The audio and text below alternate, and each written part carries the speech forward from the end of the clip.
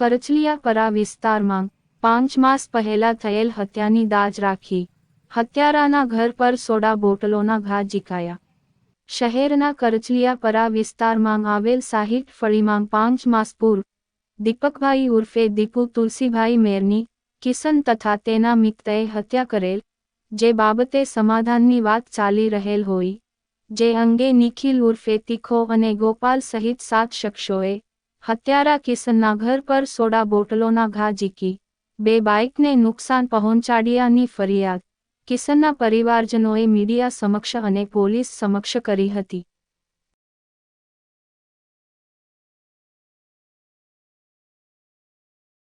ભાઈ તો અંદર છે, મારો ભાઈ તો જેલમાં છે, મર્ડર કેસ હિસાબે અમારી ઉપર હુમલો કરવા આવ્યો ને એ લોકોને 20 લાખ રૂપિયા સમાધાન। સુનીતાબેન નરેશ બારિયા મારું નામ છે, અમે મામા કોઠાના રહેવાસી છે।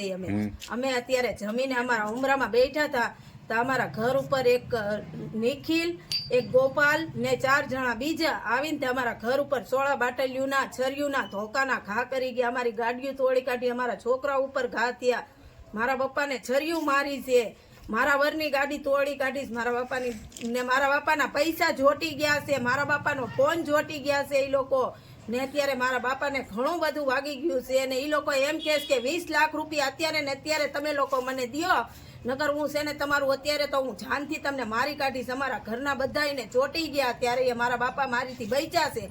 હું આખી મારા બાપાની આડી હૂતી ને ત્યારે એ લોકોએ મારા બાપાને મેક્યા।